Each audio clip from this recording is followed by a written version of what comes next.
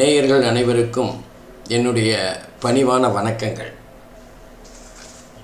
நான் டாக்டர் கல்வடங்கம் சத்யநாராயண சர்மா பேசுகிறேன். இன்றைக்கி நம்ம குரு வக்ரம் எப்படிப்பட்ட பலன்களை தரும் அப்படின்னு பார்க்கலாம். பொதுவாக குரு வக்ரம் அப்படின்னா எல்லாருக்கும் ஒரு பயம். ஏன்னா குருன்னா ஒரு நல்ல கிரகம், நிச்சயமாக நல்ல பலனை தருவார், சுப கிரகம் அப்படிங்கிற எண்ணம் எல்லாருடைய மனசுலேயும் இருக்குது.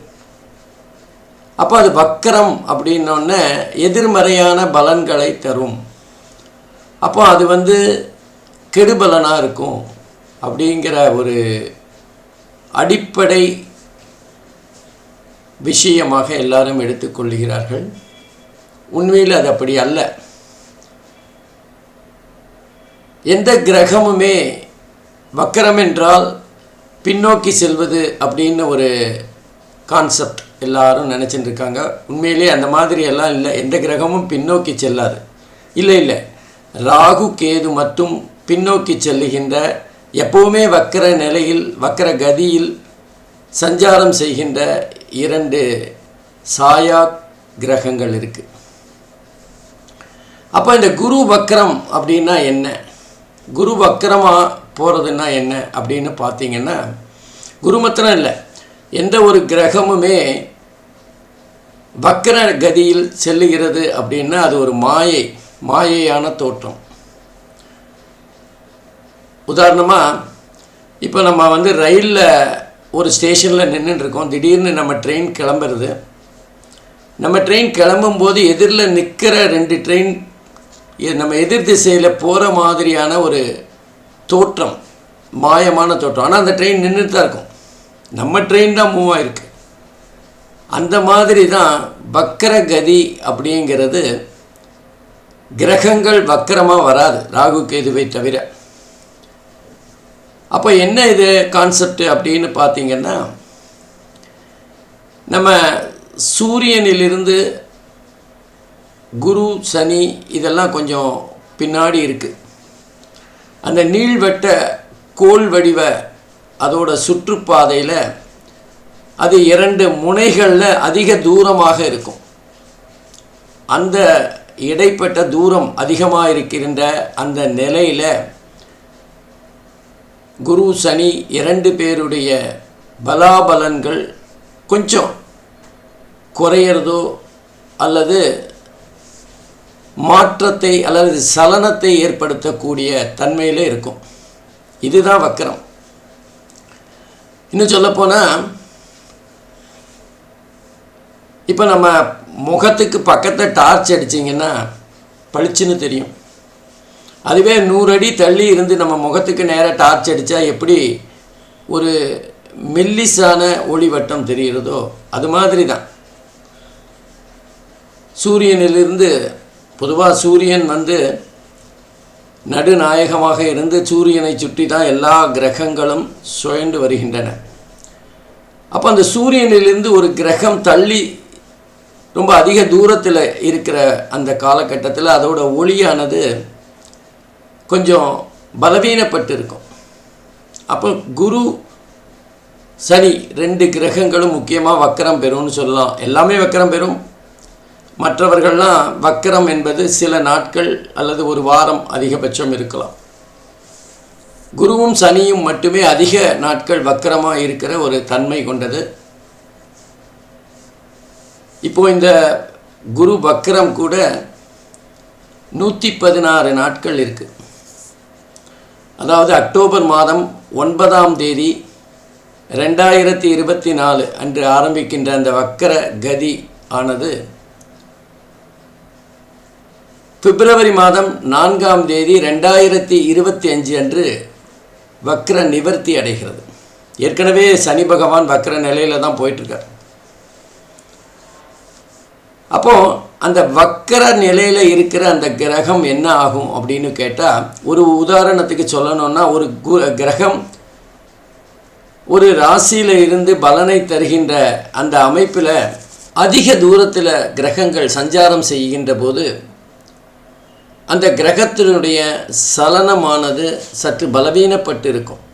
அப்போ அந்த கிரகங்கள் தருகின்ற பலன்களும் கொஞ்சம் மாறுபட்டதாக இருக்கும். இதை தான் வக்ர பலன் அப்படின்னு சொல்லலாம். பொதுவாக லக்னாதிபதி வலுப்பெற்றிருந்தாலோ லக்னம் வலுப்பெற்றிருந்தாலோ நடக்கின்ற தசாபுக்திகள் வலுவாக இருந்தாலோ இந்த குரு வக்ரம் சனி வக்ரம் போன்றவைகள்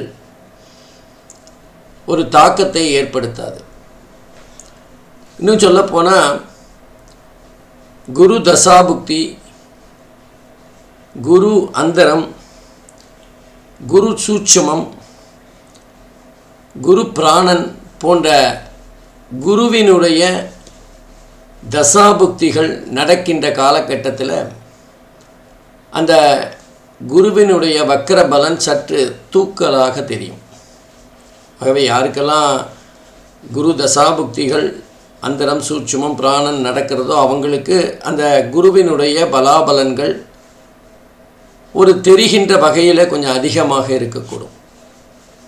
ஆனால் கண்டிப்பாக அந்த குரு வக்ர பலன் ஒரு மாறுபட்ட பலனை தரும். நம்ம எதிர்பார்த்து குருக்கிட்ட என்ன எதிர்பார்த்தோமோ அந்த பலன் கிடைக்க வாய்ப்பில்லை.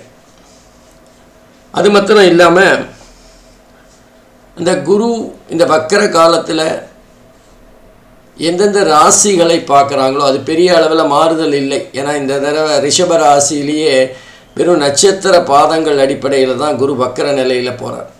ஆனால் 116 நாட்கள், ஒரு 3 மாதம் 20 நாட்கள்னு வச்சுக்கோங்களேன். அந்த காலகட்டம் குருவினுடைய பலாபலன்கள் 12 ராசிக்கும் சற்று மாறுதலுக்கு உட்பட்டது. எந்த மாதிரியான மாறுதல் இருக்கும் ஒவ்வொரு ராசிக்கும் தனித்தனியாக பார்த்துடலாமா? வாங்க பார்த்துடலாம். அன்பிற்கினிய சிம்மராசி அன்பர்களே, இப்போ நம்ம குரு வக்ரம் அடைகின்ற அந்த நிலையில் சிம்மராசி அன்பர்கள் எப்படிப்பட்ட பலன்களை பெறப்போகிறார்கள் அப்படின்னு பார்க்கலாம். அதாவது 9ஆம் தேதி அக்டோபர் மாதம் 2024 வக்ர கதியில் செல்லுகின்ற குரு பகவான் பிப்ரவரி மாதம் 4ஆம் தேதி 2025ஆம் வருடம் வக்ர நிவர்த்தி அடைகிறார். இந்த இடைப்பட்ட 116 நாட்களும் சிம்மராசிக்கு கிடைக்கின்ற பலாபலன்களை தான் இப்போ பார்க்க போகிறோம். பொதுவாக நம்ம குரு பயிற்சியும் போது பார்த்தோம், 10வது வீட்டில் குரு வர்றதுனால ஜீவனஸ்தானம் பலப்படுகின்றது. குருவோட பார்வையும் சிறப்பாக இருக்கிறதுனால சிம்மராசிக்கு யோகமான பலன்களை எல்லாம் சொல்லியிருப்போம். இப்போ குரு வக்ரம் அடைகின்ற போது அந்த பலன்களில் சில மாறுபட்ட பலன்களை பெறப்போகிறார்கள் சிம்மராசிக்காரர்கள். என்ன மாதிரியான பலன்களை பெறுவார்கள் அப்படின்னு பார்க்கலாம். குருவை பொறுத்தவரை சிம்ம ராசிக்கு 5 மற்றும் 8வது வீட்டு அதிபதி, அதாவது பூர்வ புண்ணியஸ்தானம் மற்றும் அஷ்டமஸ்தானத்தின் அதிபதியாக குரு பகவான் வருகிறார். சிம்ம ராசி என்பது ஸ்திர ராசியானதால் 9வது வீடு தான் பாதகாதிபதி. அதனால் குரு பாதகஸ்தானமோ அல்லது பாதக ஸ்தானாதிபதியோ அடையாமல் இருப்பது ஒரு விதத்தில் நல்லது தான். மிதுனம் கடகம் போல் அல்ல. ஆனாலும் 10வது வீட்டில் குரு பகவான் ஜீவனம் சம்பந்தப்பட்ட பல நல்ல விஷயங்களை செய்து கொண்டிருந்தவர் இந்த 116 நாட்கள் வக்ர கதியில் சஞ்சாரம் செய்கின்ற இந்த சூழ்நிலையில் கொஞ்சம் மாறுபாடான பலன்களை தரப்போகிறார். உதாரணமாக 5வது வீடு பூர்வ புண்ணியஸ்தானம், மிக முக்கியமாக படிப்பு புத்திசாலித்தனத்தை பற்றி சொல்லுகின்ற இடம், ஒருவருடைய நற்பண்புகள் ஒழுக்கத்தை பற்றி சொல்லுகின்ற இடம், கல்வி பற்றி சொல்லுகின்ற இடம், புத்திரஸ்தானம் என்று சொல்லுவார்கள். ஆகவே 5வது இடம் மிக முக்கியமான நிறைய பலன்களை தர இருக்கின்ற இடம். அந்த வீட்டின் அதிபதி குரு வக்கரம் பெறுகிறார். அடுத்தது அஷ்டமஸ்தானம், 8வது வீட்டு அதிபதி. அவமானங்கள், கௌரவ குறைச்சல், மரியாதை இல்லை போன்ற விஷயங்களுக்கு காரகம் பெற்ற 8வது வீட்டுக்கு அதிபதி குரு பகவான். அப்போது ஒரு மிக அற்புதமான ஆதிபத்தியம் பெறுகிறார் குரு. மற்றொன்று சற்று பாதகமான ஆதிபத்தியம் பெறுகிறார்.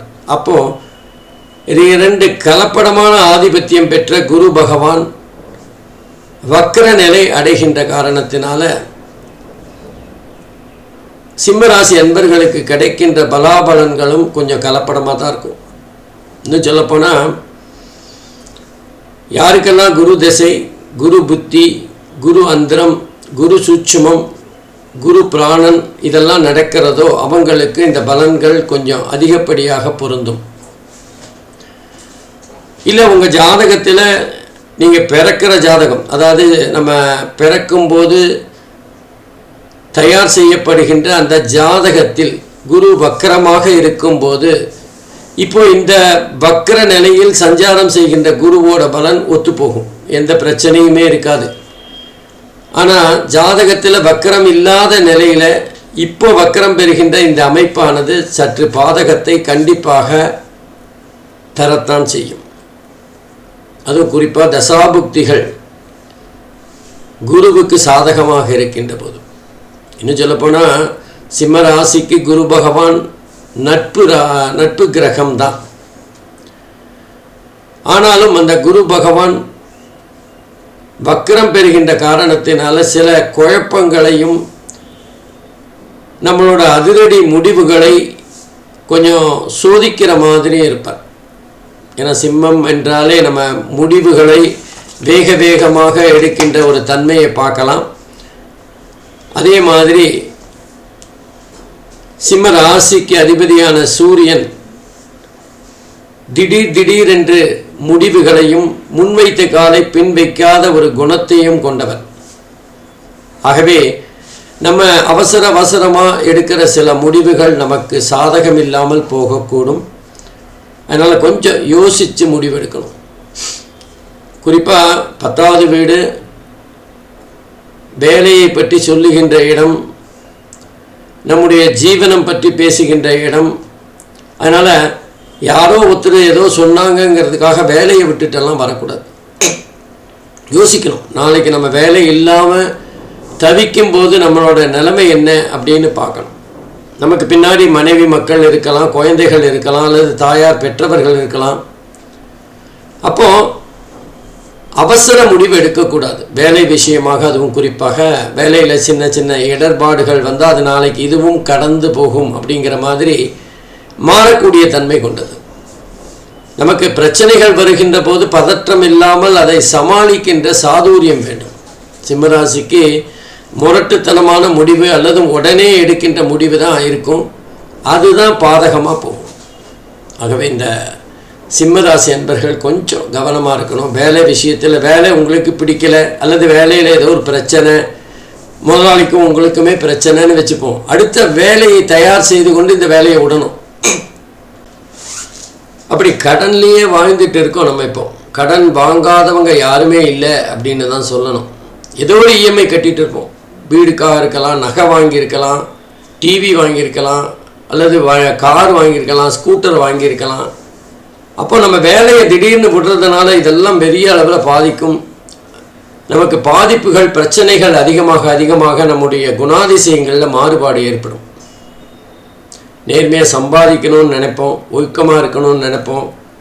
கையில் பணம் இல்லாத போது நம்முடைய ஒழுக்கமும் நேர்மையும் கொஞ்சம் தள்ளி வைக்கலாமா அப்படிங்கிற எண்ணம் வரும். ஆகவே சிம்ம ராசி என்பர்கள் பொதுவாகவே அவசர முடிவுகளை எடுக்க வேண்டாம். குறிப்பாக பதட்டமாக இருக்கும்போது எந்த முடிவும் எடுக்காமல் இருக்கிறது நல்லது. இல்லை வாக்குவாதங்கள் செய்யாமல் இருக்கிறது நல்லது. பொதுவாக நம்ம இந்த வேலை விஷயமாக இந்த குரு வக்ர நிலையில் சஞ்சாரம் செய்கின்ற இந்த 116 நாட்களிலுமே பெரிய அளவுக்கு முக்கியத்துவம் கொடுக்க வேண்டாம். டெய்லி போகிறோம், வேலை பார்க்குறோம், வீட்டுக்கு வரோம், அவ்வளோதான். அந்த மாதிரி இருப்பது நல்லது. ஏன்னா வேலை விஷயத்தில் நிச்சயமாக இடமாற்றம், பதவி உயர்வு ஏதாவது ஒன்று வரும். சில பேருக்கு பதவி உயர்வு கிடைக்கும், ஆனால் வேறு ஊரில் போட்டுருவாங்க, குடும்பத்திலேருந்து தள்ளி இருக்கிற மாதிரி இருக்கும். சில சமயங்களில் நமக்கு வர வேண்டிய பதவி உயர்வு நமக்கு ஜூனியராக இருக்கிறவங்களுக்கு கிடைக்கும். அப்போ நம்ம போய் அந்த சம்மந்தப்பட்டவங்களை மென்மையாக கேட்கலாம், தப்பில்லை. சாதாரணமாக அது பெருசாக இருக்காது. ஆனால் இப்போ மென்மையாக கேட்டால் கூட அது பிரச்சனையாகக்கூடிய வாய்ப்புகள் இருக்கும்.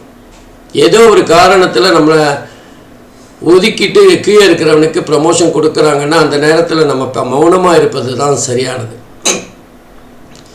மற்ற நேரத்தில் நமக்கு அந்த கிரக நிலைகள் நல்லா இருக்கும்போது நம்ம பேசினா அது பெருசாக தெரியாது. ஆனால் இந்த நேரத்தில் நம்ம எது பேசினாலும் தவறாக போகக்கூடிய வாய்ப்புகள் இருக்குது. அதனால் வாய் கொஞ்சம் அடக்கி வச்சுக்கணும். பண விஷயத்தில் தேவையில்லாமல் கேம்பிளிங் மாதிரி ஸ்டாக்கில் போடுறது, அதுவும் ஷேரில் போடுறது போன்ற விஷயங்களை ரொம்ப ரொம்ப கவனமாக இருக்கணும். ஒரே நாளில் லட்சாதிபதி ஆகணும்னு நினைக்காம ஒவ்வொரு படியாக ஏறினா போதும், இருக்கிற கை காசு வெளியில் செலவாகாமல் இருந்தால் போதும், சேமிப்புகள் குறையாமல் இருந்தால் போதும் அப்படிங்கிற எண்ணம் இருக்கணும். ஆகவே இந்த நேரத்தில் இந்த குரு பகவான் வக்கரம் மாத்திரம் அல்ல, சனி பகவானின் வக்கரமும் உங்களுக்கு பொறுமையை கற்றுத்தரப்போகிறார்கள். நம்ம பொறுமையாக இருக்கிறது எப்படி அப்படின்னு, ஏன்னா சிம்ம ராசிக்கு அந்த பொறுமை அப்படிங்கிறதே கிடையாது. அப்போ அந்த சிம்ம ராசிக்கு பொறுமையை சொல்லி கொடுக்க போகிறார்கள் இந்த 2 வக்கர கிரகங்களும். சோதனைகள் வரும், பிரச்சனைகள் வரும். அதை நம்ம பொறுமையாக கையாண்டால் அந்த சோதனைகளும் பிரச்சனைகளும் தானாகவே மறைஞ்சிடும். சூரியனை கண்ட பனித்துளி மாறின்னு சொல்லுவாங்களே, அந்த மாதிரி எந்த விதமான முயற்சிகளும் தேவையில்லை. நம்ம பதட்டப்பட்டு சில முடிவுகள் எடுத்தால் பிரச்சனை மேலும் விஸ்வரூபந்தான் எடுக்கும். அதனால் கொஞ்சம் சிம்ம ராசி அன்பர்கள் கவனமாக, பொறுமையாக, சில நேரங்களில் மௌனமாக இருப்பது நல்லது. அதே மாதிரி 5வது வீட்டு அதிபதினு சொன்னேன். அதாவது 5வது வீட்டில் இருக்கிற குரு பகவான் வக்கரம் அடைகிறார். சில நேரங்களில் காதல் கசக்கக்கூடும். நம்ம காதலிக்கிறவங்க எப்பவும் ஒரே மாதிரி இருக்கணும்னு நினைப்போம். நம்ம ஏதாவது சொல்ல போக அது பிரச்சனையாக மாறி காதலுக்கே வேட்டு வைக்கிற மாதிரியான சூழ்நிலை வரும். அதனால் கொஞ்சம் எல்லா இடத்துலையுமே நம்ம வாயை வச்சுன்னு பேசாமல் இருக்கணும். அந்த வாக்குஸ்தானம் தான் நமக்கு எதிரியாக மாறக்கூடிய பல சந்தர்ப்பங்களை காணலாம். அதனால் காதலிக்கின்ற போது கூட இந்த 116 நாட்களும் சற்று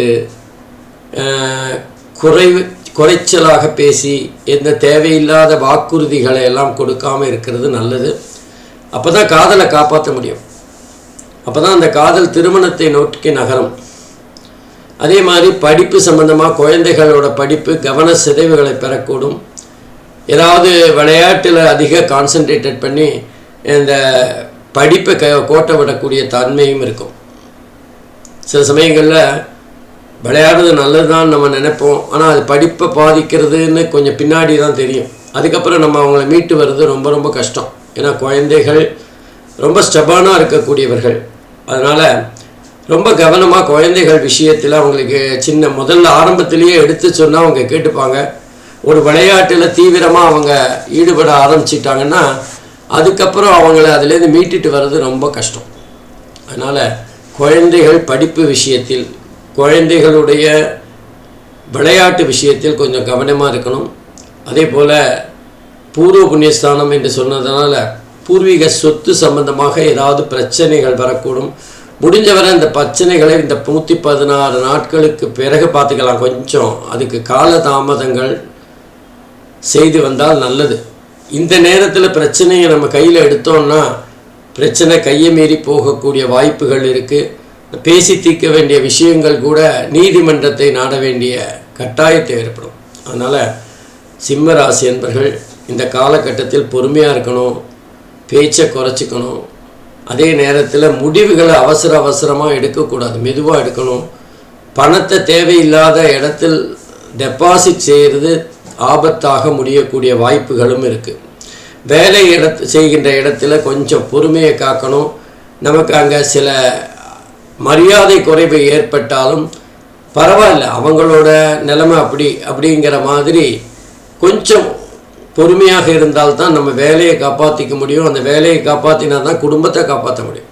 அதனால் சிம்மராசி என்பர்கள் கொஞ்சம் கவனமாக இருக்கிறது நல்லது. குறிப்பாக சிம்மராசி என்பர்களுக்கு யாருக்கெல்லாம் குரு திசை, குரு புக்தி, குரு அந்தரம், குரு சூட்சுமம், குரு பிராணன் நடக்கிறதோ அவங்கெல்லாம் அதிகபட்ச கவனமாக இருக்கணும். அதே நேரத்தில் குரு பகவான் 10வது இடத்துல வக்கரமாக சஞ்சாரம் செய்தாலும் வேலையில் சில பேருக்கு பதவி உயர்வு கிடைக்கலாம். சில பேருக்கு வேலையில் ஏதாவது இன்க்ரிமெண்ட்டோ இன்சென்டிவோ கிடைக்கக்கூடிய வாய்ப்புகளும் இருக்கும். காரணம் அவங்க ஜாதகத்தில் குரு வக்கரமாக சஞ்சாரம் செஞ்சுட்டுருப்பார். ஏன்னா ஜாதக குருவும் வக்கரமாக இருந்து இப்போ நடக்கிற வக்கர குருவும் இருந்ததுன்னா அவங்களுக்கு அது ஒரு ஜாக்பேட்டாக மாறக்கூடிய வாய்ப்புகளும் இருக்குது. அப்போது சிம்ம ராசி என்பர்களுக்கே 2 விதமான பலன்கள் கிடைக்கக்கூடிய வாய்ப்புகள் இருக்குது. அதை தான் முக்கியமாக புரிஞ்சுக்கணும். ஒரு சிம்ம ராசிக்கு ஜாக்பாட் அடிக்கும், இன்னொரு சிம்ம ராசிக்கு படாத பாடுபடுத்தும். அதனால் யாருக்கு குரு பகவான் வக்கரமாக ஜாதகத்தில் பிறந்த ஜாதகத்தில் வக்கரமாக இருக்காரோ அவங்களுக்கெல்லாம் சிறப்பாக இருக்கக்கூடிய காலகட்டம் இது. அதனால் சிம்மராசி அன்பர்கள் கொஞ்சம் பொறுமையாக இருந்து இந்த 116 நாட்களும் சொடக்கு போடுற நேரத்தில் போயிடும். அதனால் கவலைப்படாமல் அடுத்த கட்ட விஷயங்களை கொஞ்சம் தள்ளி போட்டிங்கன்னா எல்லா விதத்திலும் நன்மைகளாக முடியும். ஸ்ரீ குபேரன் டிவியை பார்த்தமைக்கு நன்றிகள். மேலும் இது போன்ற தகவல்களை தெரிந்து கொள்ள ஸ்ரீ குபேரன் டிவியை சப்ஸ்கிரைப் செய்யுங்கள். மறக்காமல் பெல் ஐக்கானை கிளிக் செய்யுங்கள்.